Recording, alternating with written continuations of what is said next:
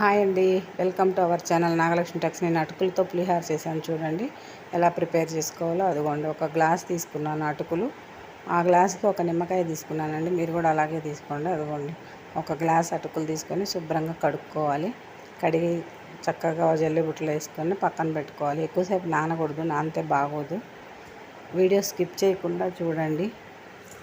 Please subscribe చేయండి, like చేయండి, share చేయండి. అదిగోండి, అలా శుభ్రం కడిగి చక్కగా దానిలో వేసుకొని పక్కన పెట్టుకోండి. ఈలోపు తాలింపు రెడీ పెట్టుకుందాము. అదిగోండి, ఈలోపు తీసుకొని పక్కన పెట్టుకోండి. నీళ్ళు వస్తాయి ఈలోపు. అటుకుల పులిహోర చాలా బాగుంటుందండి. ఈ పిల్లలు ఇష్టంగా తింటారు. మీరు కూడా ట్రై చేయండి ఒకసారి. అటుకులతో చాలా వెరైటీస్ చేసుకోవచ్చు. నేను ఇంకా చూపిస్తాను. అదిగోండి, తాలింపు వేసాను. తాలింపు వేసి ఆవాలు, జీలకర్ర, పచ్చిపప్పు, మినపప్పు వేసాను. తర్వాత పల్లీలు వేసానండి. ఈ తాలింపుతో పాటే పల్లీలు బాగా వేగుతాయి.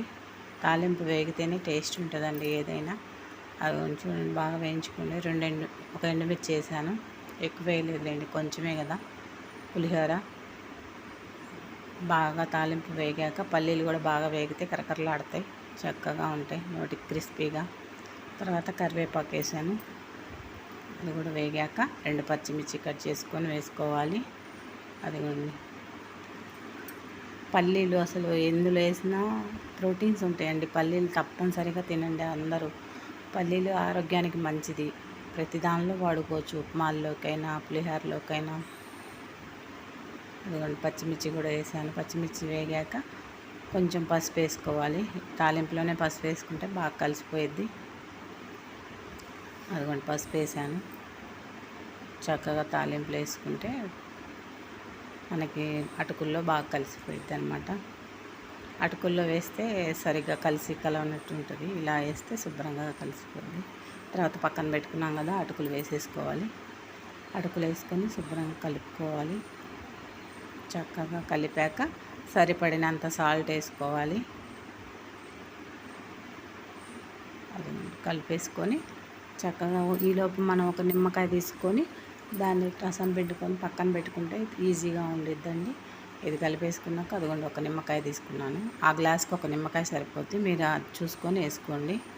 అట్లా ఎన్ని గ్లాసులు అయితే అన్ని నిమ్మకాయలు కట్ చేసుకొని వేసుకోండి. చక్కగా రసం తీసుకొని అదిగో సాల్ట్ వేస్తున్నాను. సాల్ట్ వేసి బాగా కలిపేసుకొని తర్వాత నిమ్మకాయ రసం పిండేసుకోవాలి. గ్లాస్లో పిండుకున్నాను కదా, అది కూడా వేసేసుకొని కలిపేసుకోండి. చాలా బాగా వచ్చిందండి. మీరు కూడా ట్రై చేయండి అటుకుల పులిహోర.